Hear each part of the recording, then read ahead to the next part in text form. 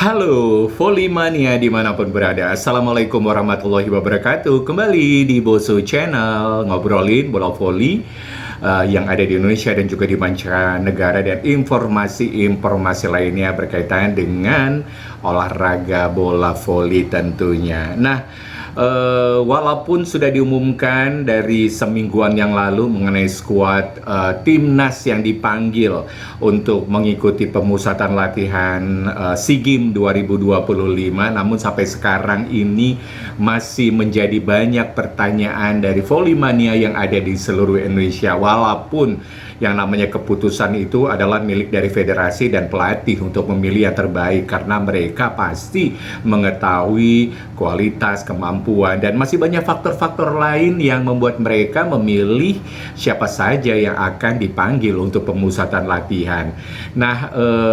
Dari 18 pemain yang dipanggil ke Pelatnas, itu kalau untuk putri ya, ini kita langsung aja ke putri, ada sekitar 5 nama berasal dari tim senior, sisanya didominasi pemain U21 atau wajah baru.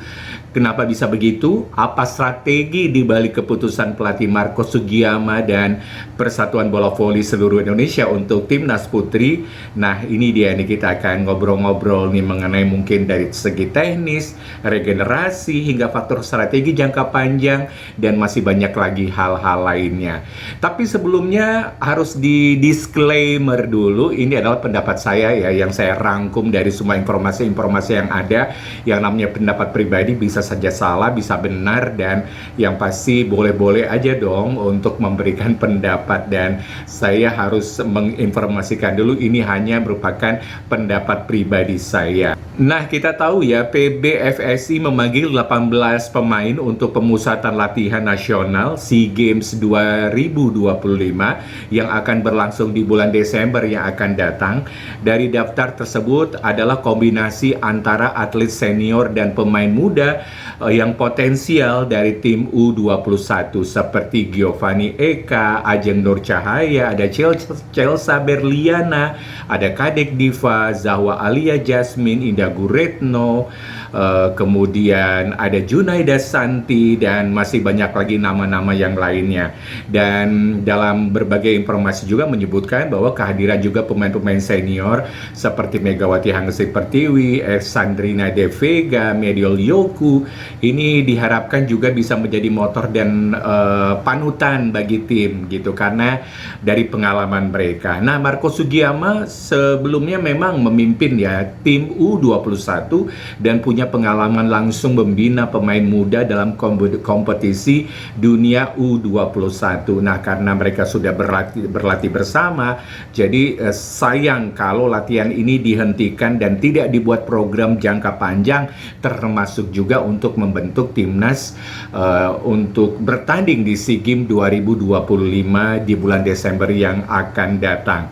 Jadi meskipun terlihat cukup mengejutkan ya bahwa mayoritas pemainnya adalah pemain muda, ini bukan tanpa alasan ya. Alasannya mungkin saja ini adalah regenerasi dan pembangunan tim jangka panjang.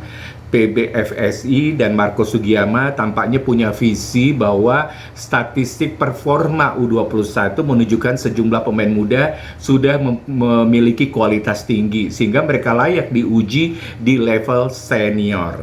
Setelah sukses membawa tim U21 lolos ke 16 besar di kejuaraan dunia U21, PBFSI melihat bahwa pemain muda itu menunjukkan potensi nyata untuk berkembang jangka panjang. Dengan memberi pengalaman internasional sekarang, pemain muda itu bisa matang lebih awal untuk kompetisi-kompetisi yang akan menanti di tahun 2026 yang akan datang. Bukan hanya di SEA Games saja, tetapi juga kejuaraan Asia, dunia, Olimpiade, dan masih banyak lagi kejuaraan-kejuaraan lainnya. Nah, Sugiyama secara khusus menyebut bahwa Junaida Santi adalah pemain yang sangat potensial meskipun masih banyak aspek teknis yang harus diperbaiki.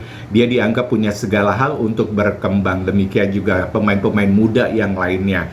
Bila para pemain muda ini diberikan kesempatan lebih banyak sejak dari sekarang, mereka mendapatkan pengalaman dari situasi seperti tekanan, pressure pertandingan, adaptasi, dan juga menghadapi pemain lawan yang lebih senior dan juga lebih berpengalaman. Ibaratnya ini mengasah mental dan kemampuan mereka, dan ini mempercepat proses class up mereka.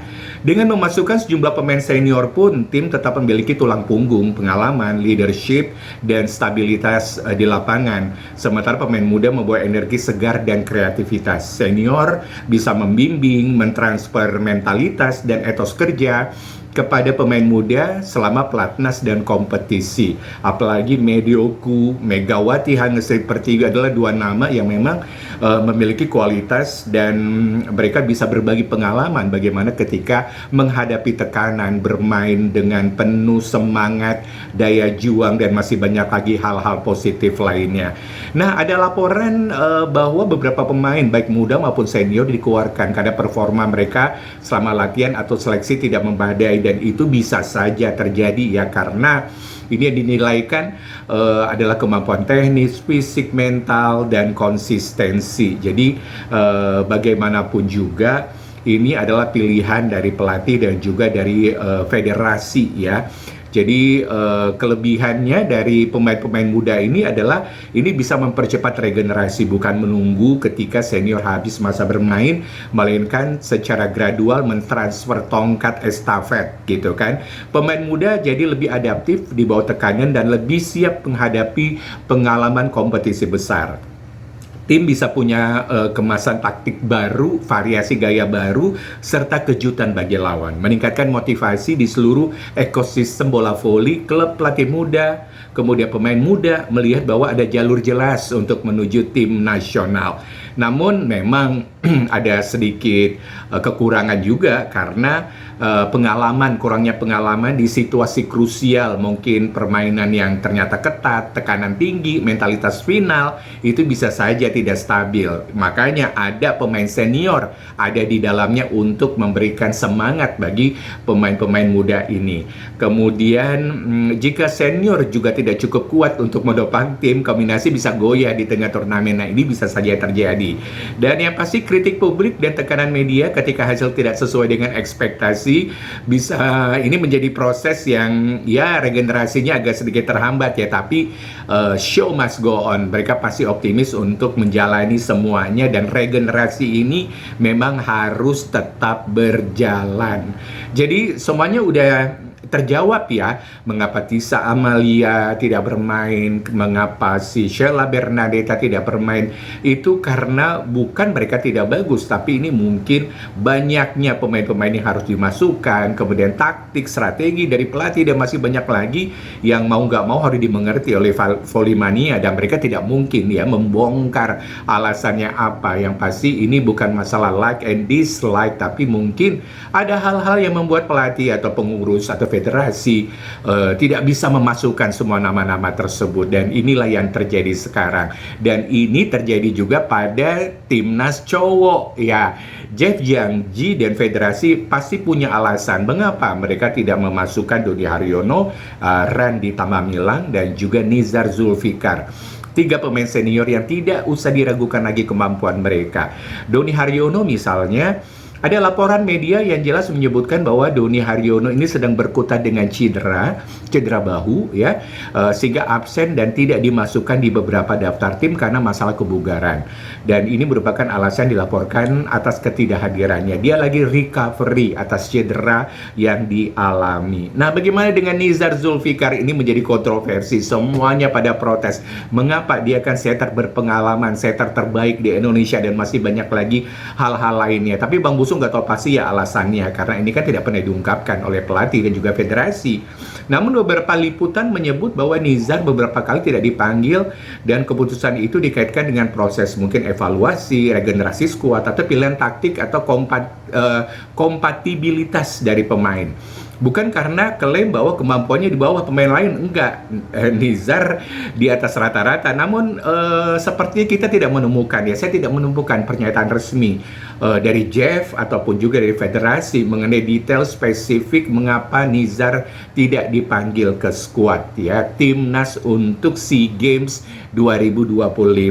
Sama halnya dengan Randy Tamamilang, catatan publik menunjukkan dia sempat absen di beberapa panggilan sebelumnya. Faktor yang dilaporkan secara umum termasuk persaingan posisi, ketersediaan karir di luar klub, dan pilihan seleksi pelatih. Tidak ada kutipan langsung dari Jeff atau federasi menyebut nama ini sebagai alasan spesifik pencoretan dalam pengumuman SEA Games 2025 yang ada. Jadi memang serba susah juga ya, mereka mungkin tidak akan membocorkan alasannya apapun itu karena memang untuk putra persaingan itu luar biasa banget, dan untuk memilih semuanya kalau bisa dimasukkan dalam timnas, tapi nggak mungkin ya, mereka hanya 18 saja untuk bisa masuk dan nanti mungkin akan dipilih yang benar-benar bisa menjadi tim inti, dan ini adalah sesuatu hal yang tidak mudah. Dan bagaimanapun juga kita harus percaya ya keputusan dari pelatih yang lebih mengerti mengenai strategi, taktik, dan masih banyak lagi hal-hal yang akan kita lihat nanti di SEA Games 2025. Nah, menurut teman-teman semua gimana? Apakah teman-teman mendukung agar lebih banyak pemain muda diberi kesempatan, ataukah teman-teman merasa harus ada porsi lebih banyak pemain senior demi stabilitas? Jadi silakan tulis di komentar. Kalau misalnya suka dengan konten ini, jangan lupa ya like, share, dan subscribe agar teman-teman tidak ketinggalan ulasan-ulasan tentang voli dan olahraga-olahraga lainnya. Sampai jumpa di video berikutnya. Bosul pamit. Assalamualaikum warahmatullahi wabarakatuh.